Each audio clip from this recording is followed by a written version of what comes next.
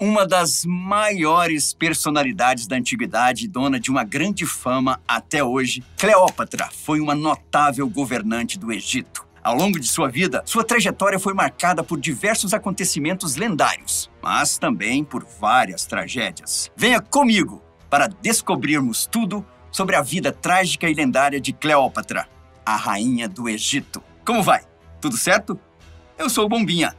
Você já deve saber, mas não custa nada dizer que está no canal Fatos Desconhecidos, lugar que tem as maiores curiosidades e histórias do YouTube. Para aqueles que já são fãs de longa data, uma novidade, a Use Fatos.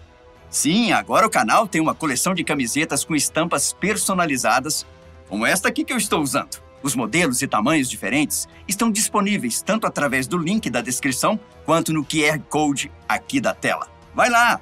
Se você for fã, com certeza vai usar Fatos.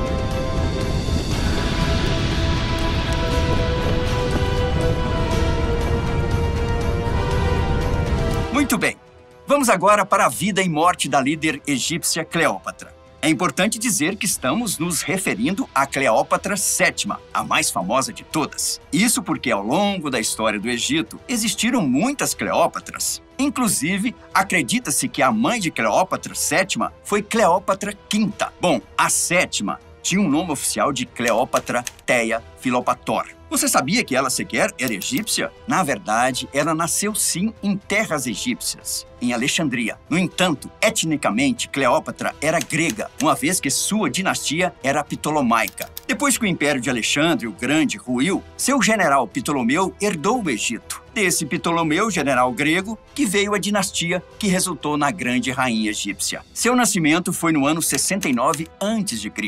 As dinastias egípcias foram tão duradouras que chegam a chacoalhar nossas mentes. A primeira delas data de 3.000 anos antes de Cristo, com as grandes pirâmides sendo construídas há mais ou menos 2.500 anos antes do nascimento do Messias. Ou seja, a vida de Cleópatra está mais próxima temporalmente dos nossos tempos do que dos tempos em que as pirâmides de Gizé foram construídas. Filha de Ptolomeu XII, Cleópatra talvez seja fruto de um incesto. A linhagem ptolomaica era conhecida por fazer casamentos entre parentes, e você vai conferir daqui a pouco que isso é verdade. Por isso, há teorias de que Ptolomeu XII e Cleópatra V eram irmãos. A então princesa tinha 5 irmãos, dentre os quais 2 eram homens e seriam importantes futuramente, Ptolomeu XIII e Ptolomeu XII.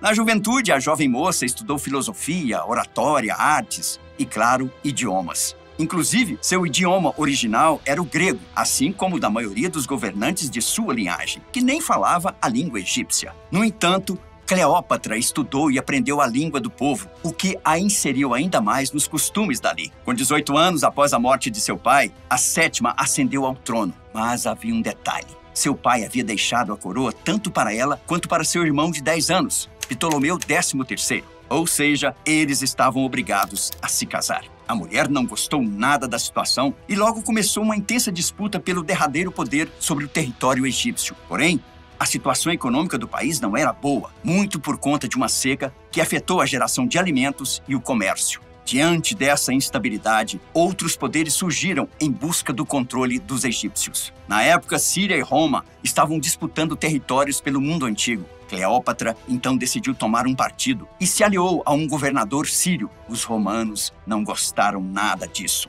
e passaram a apoiar o marido e irmão dela, Ptolomeu XIII. Com esse apoio, o faraó conseguiu subjugar a irmã, que precisou fugir. Em Roma, estava acontecendo uma disputa entre Júlio César e Pompeu. Pompeu perdeu e se refugiou no Egito. Para agradar ao expoente César, Ptolomeu matou Pompeu. O resultado foi exatamente o contrário. Júlio considerou isso um insulto e marchou rumo ao Egito. Foi aí que Cleópatra entrou em ação ao se aliar com César. O líder de Roma queria dividir o território egípcio entre os 2 irmãos, mas Ptolomeu não aceitou. O resultado foi sua derrota e a passagem do trono para a irmã, que se tornou amante do ditador romano. Os 2 chegaram a ter um filho, também chamado Ptolomeu. O garoto era frequentemente chamado de Cesarião, que significa Pequeno César. Por conta desses casos amorosos, a fama que surgiu em volta de Cleópatra, principalmente nos dias atuais, foi a de que ela seria muito bonita e atraente. Bom,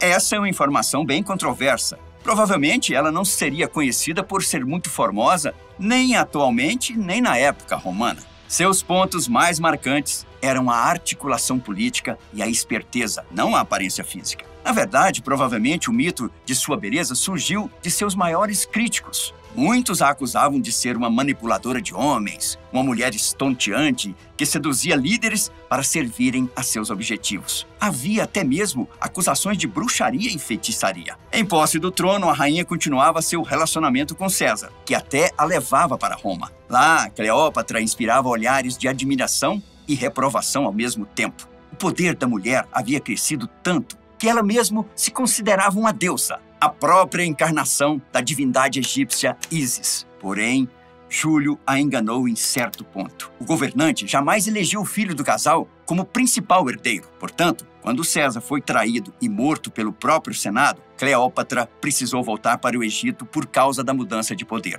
Quando retornou, precisou se casar novamente com um irmão, Ptolomeu XIV, para que ambos ocupassem o cargo de regentes. Ptolomeu XIV acabou morrendo pouco depois e muitos afirmam que faleceu graças a um envenenamento. Muito se teoriza sobre sua irmã e esposa ter provocado o atentado a fim de conseguir o trono de maneira definitiva. Novamente solteira, Cleópatra estava de volta às pistas da antiguidade.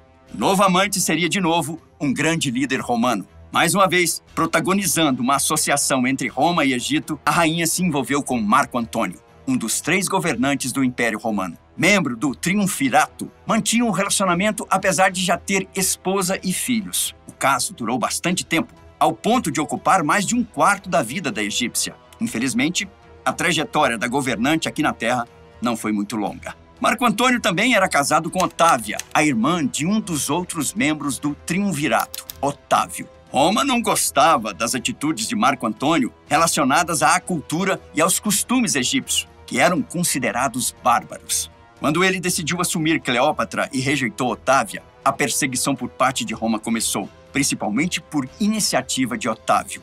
Antes, a presença do romano indicava paz para o Egito. Com a situação delicada, passou a ser sinal de conflito. Cleópatra e as forças egípcias tentaram resistir a Roma e a Otávio, mas as forças imperiais eram muito superiores. Pressionados, Marco Antônio e Cleópatra foram forçados a se separar.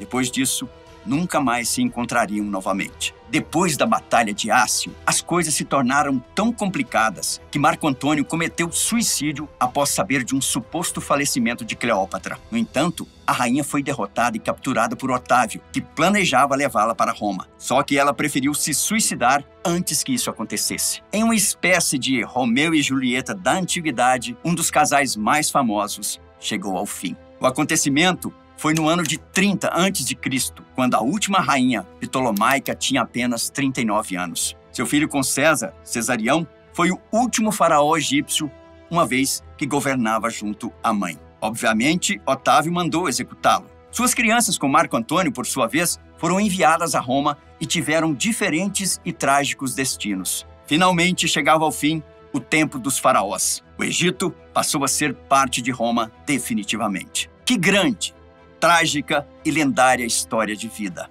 Não é à toa que inspirou tantas obras posteriores, incluindo o famoso longa-metragem de 1963, estrelado por Elizabeth Taylor.